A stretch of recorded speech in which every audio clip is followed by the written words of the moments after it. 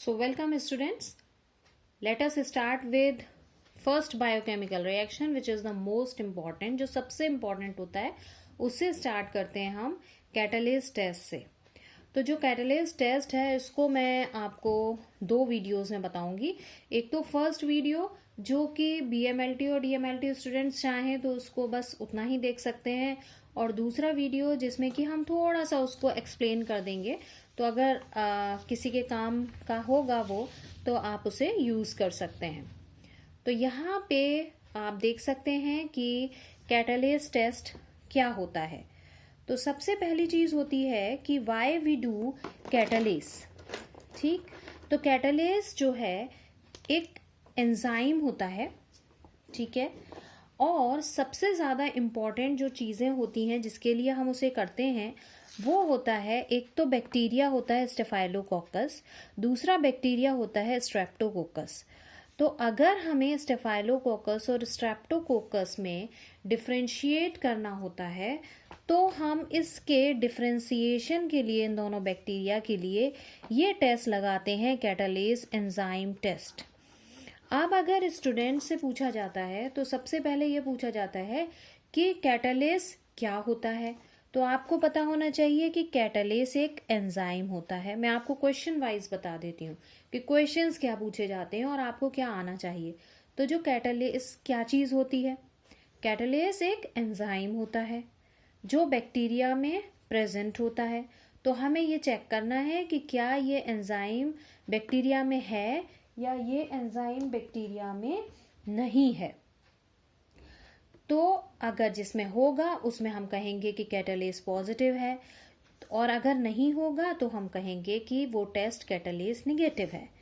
तो बैक्टीरिया जो स्टेफाइलोकोकस जो होता है वो कैटालिस पॉजिटिव होता है, उसके पास ये एंजाइम होता है, और जो स्ट्रेप्टोकोकस होता है वो निगेटिव होता है। और लैब में ज़्यादातर जो हम ये टेस्ट लगाते हैं सबसे इम्पॉर्टेंट टेस्ट होता है ये, और ये स्टेफाइलोकोकस को स्ट्रेप्टोकोकस से अलग करने के लिए लगाया जाता है। अब दूसरी चीज़ आ गई ये कि हम इस टेस्ट को करते कैसे हैं। तो सबसे पहली बात क्या होती है कि आपको एक स्लाइड लेना होता है। तो जो मेथड होता है इसका वो क्या होता है कि आपको एक ग्लास का स्लाइड लेना होता है, ठीक है।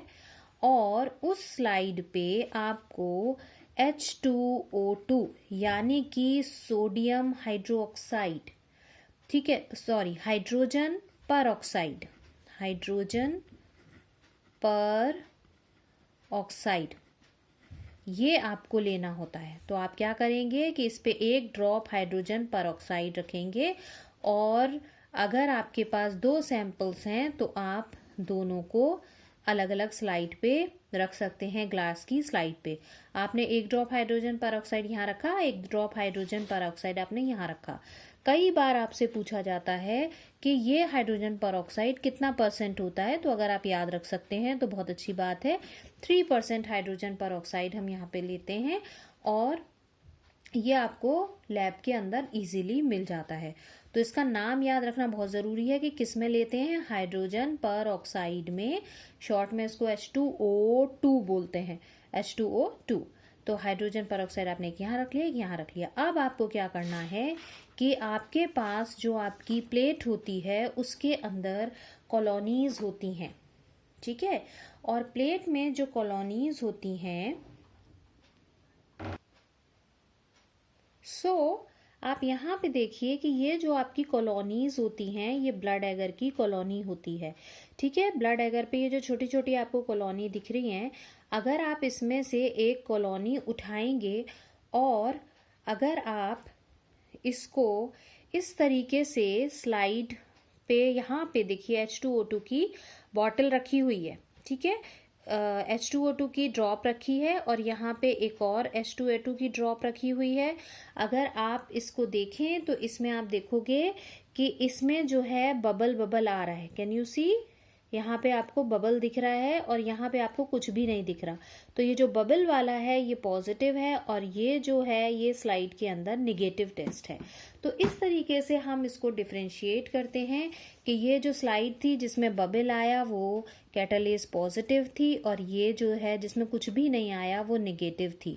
तो आपने यहाँ पे इस प्लेट से, जो मैंने आपको ब्लड एगर की प्लेट दिखाई थी, उससे आपको कॉलोनी उठानी है। अब ये आपकी प्लेट है थी और इस पे यहाँ पे बाई चांस कॉलोनी थे, तो आपने क्या करना था, इस कॉलोनी को उठाना था। अब बड़ी इंपॉर्टेंट बात यहीं पे आती है फॉर गुड टेक्नीशियंस, कि जब भी आप ब्लड एगर की अगर प्लेट से कॉलोनी उठा रहे हो, क्योंकि स्ट्रेप्टोकोकस ज़्यादातर ब्लड एगर पे ही मिलता है, तो आपको बहुत ध्यान से उठानी है ये कॉलोनी। क्योंकि अगर आपने ब्लड उठा लिया या ब्लड से आपकी जो कवर स्लिप है या ग्लास स्लाइड है वो अगर उठाते वक्त उससे ब्लड से छुल गई, तो हमारा जो टेस्ट है वो फॉल्स पॉजिटिव आ जाता है, क्योंकि ब्लड के अंदर भी एंजाइम होता है।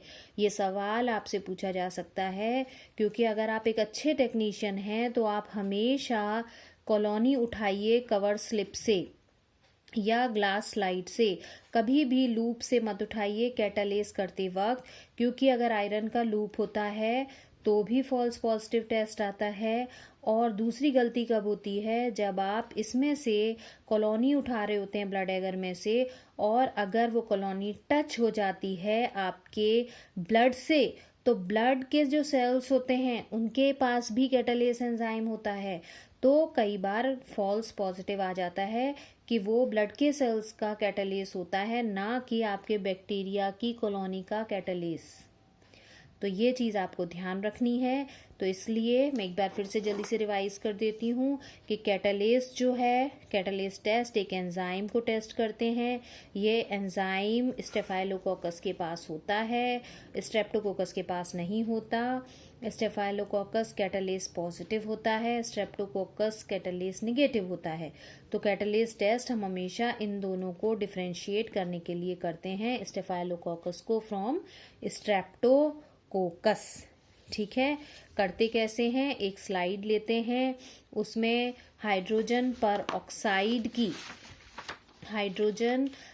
ऑक्साइड जो होता है उसकी ड्रॉप रखते हैं, और उसके बाद जो हमारी प्लेट होती है उस प्लेट में हमेशा या तो कवर स्लिप से या आपकी जो ग्लास स्लाइड होती है उसके कॉर्नर से हल्का सा इस कॉलोनी को टच करते हैं और इसको मिला लेते हैं।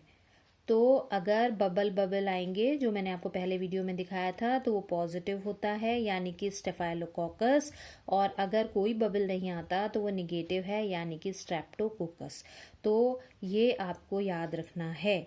दूसरी चीज़ जो है वो हम आगे की वीडियो में कंटिन्यू करेंगे। अगर आप देखना चाहें तो आपके लिए इम्पॉर्टेंट है, अगर आप ना देखना चाहें तो कोई ऐसी बात नहीं है फॉर BMLT and DMLT। मगर अगर MBBS देख रहे हैं, MSc देख रहे हैं, तो उनको शायद सेकेंड वीडियो भी देख लेना चाहिए।